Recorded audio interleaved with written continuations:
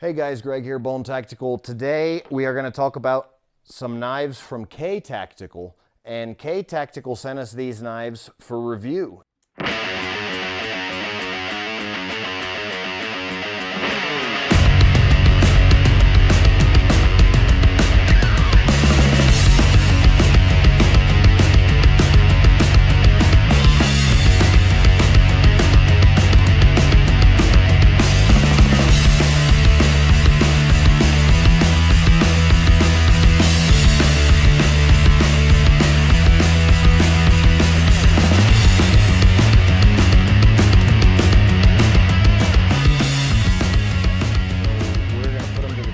We're actually going to put them to the Bone Tactical test.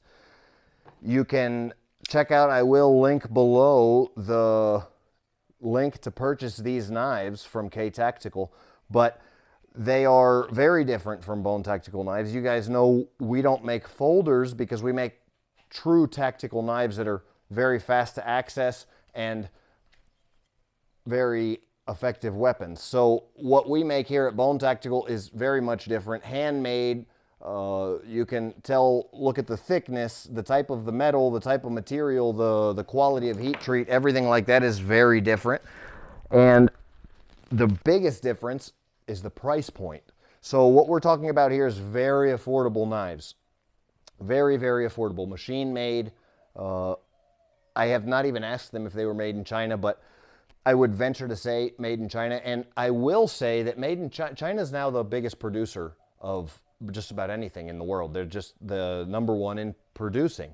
So it doesn't necessarily mean if it's bad if it's made in China. Actually, there's some very high quality stuff, and the United States quality has just gone down tremendously in the last 5 years. So being made in China doesn't mean it's bad. What we're going to find out today is if it works and if it doesn't. We're going to put it through the Bone Tactical test. What that means is here at Bone Tactical, we have a system of tests that we put all of our knives through.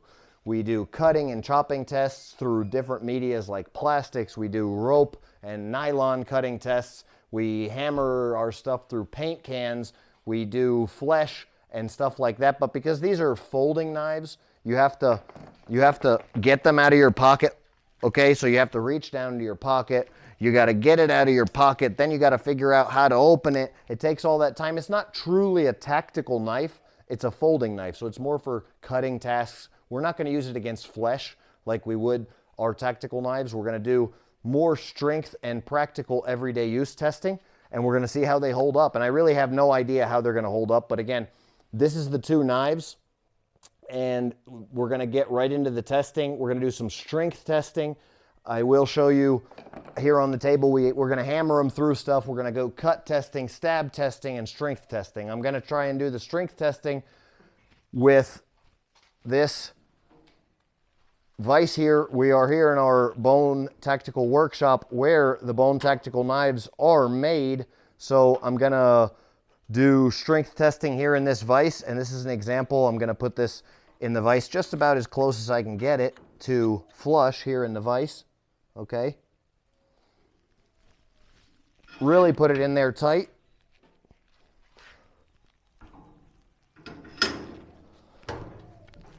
Really put it in there tight.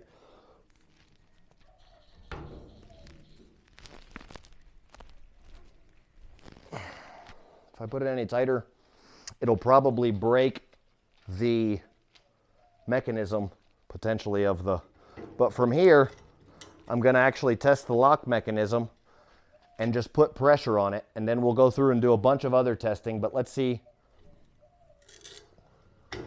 All right, so I'm going to have to reposition this a little bit.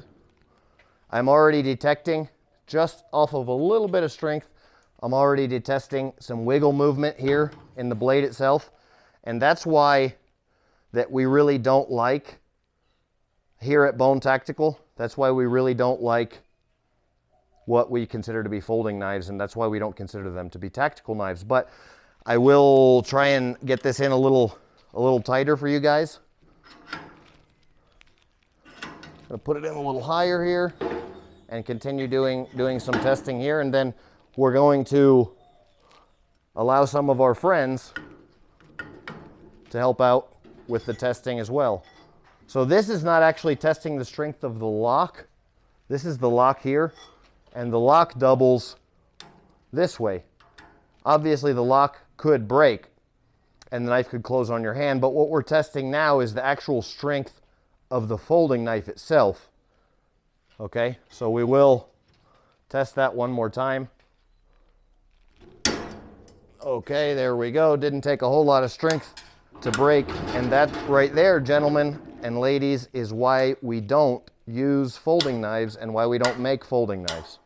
Okay, so you can see that this knife is with not a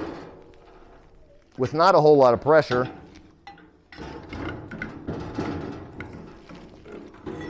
It's broken. And with a Bone Tactical knife, you could do that pressure and a whole lot more. The knife wouldn't even really getting a good grip in there.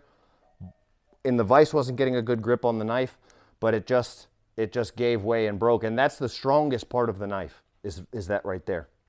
Okay, I will allow, so it's just parts are falling out. This just fell out as well, part of the little locking mechanism there. And we're just looking at basically a completely destroyed and not safe to use knife. A Bone Tactical knife in there, obviously there'd be no way that it could break. It's solid steel, there's no locking mechanism, and you lock it in there and it's just gonna slip out of the vise every time. So that's kind of put into practice why we don't make folding knives. And if you do, first of all, they're not tactical, and second of all, they're not strong. We will get into a little bit of the stuff here on the table. I'm gonna do some cuts into some of this stuff, but be sure to let me know what you guys wanna see more of if you like this kind of video. And comment below right now if you think you know exactly what tests we're going to do next, because the tests aren't over, they're just starting. All right, let's see the actual breaking strength of the blade and its center point. See if it'll break. Well, not very good. Not very good at all. Definitely looking like not a high quality steel. And if the blade is very likely to break like this, it shouldn't be very likely to lose an edge by cutting soft materials.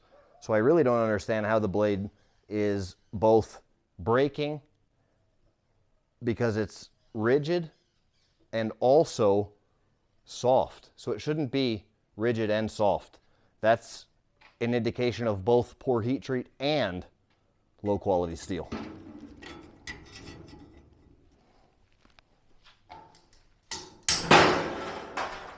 That one was a little harder to break. This one broke very scary easy, but this one was a little harder to break. But both broke at the point of the hole drilled into them, which also could mean that they're heat treating before putting the hole and causing stress fractures in the blade. Really, these blades should bend. If you do this to one of my blades, it's going to bend first, long before it breaks.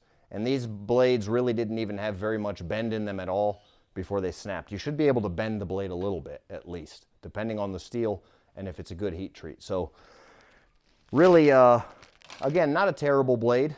They each have their pluses and minuses. You guys are going to have to look into what the better benefits and pluses and minuses are of the two. But as far as a cutting chores, everyday carry knife in your pocket, if it's very cheap, it'll probably last you a couple weeks at least. And if that's what you like to do, if you prefer to buy a cheap knife for general cutting tasks every couple weeks, then that's definitely an option for you.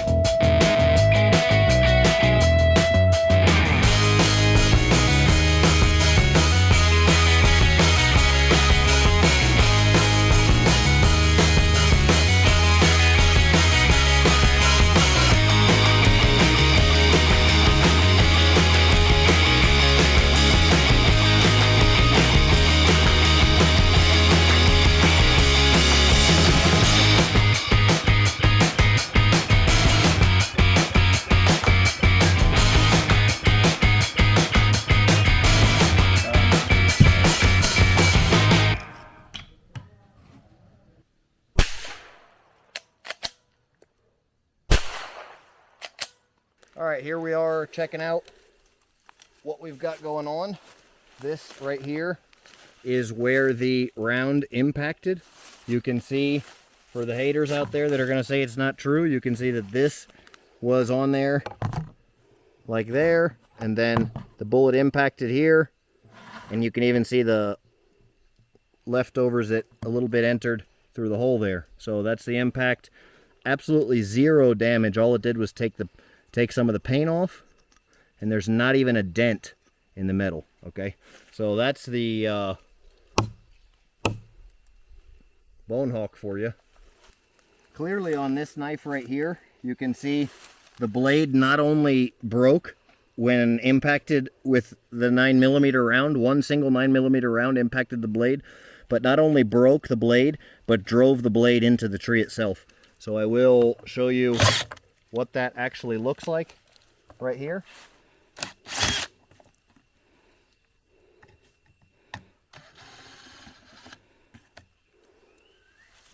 You can see that's where the blade, the entire blade was driven into the tree on impact from breaking.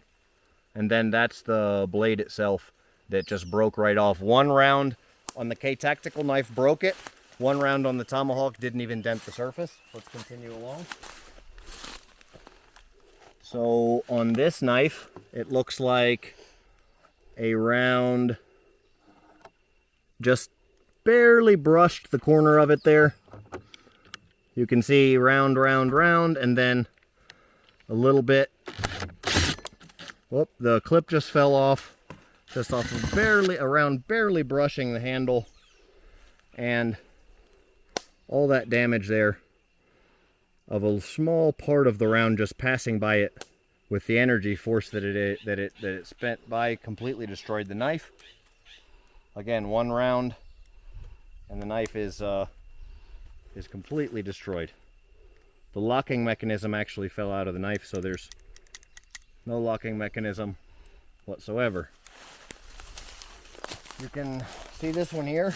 This one did take a direct impact to the handle, did not fare so well.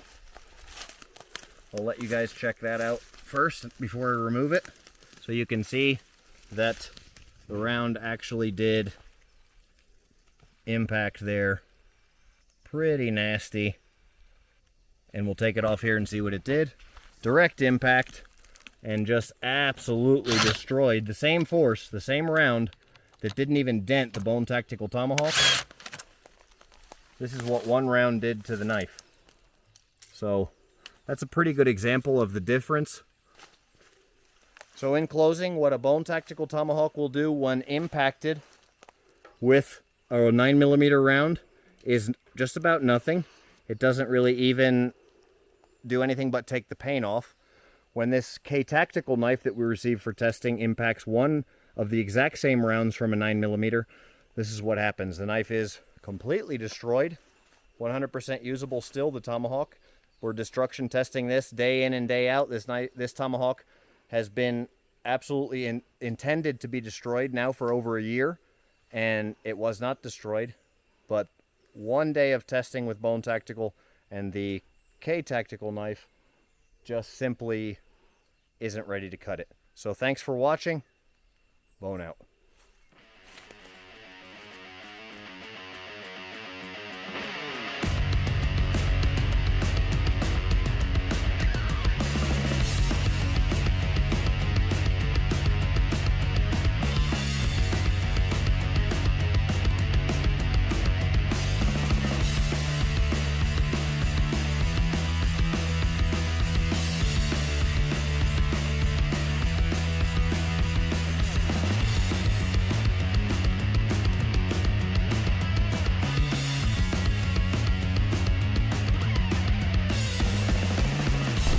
If you like these awesome videos and you want to be notified when I post more, then you need to go to my channel homepage on YouTube.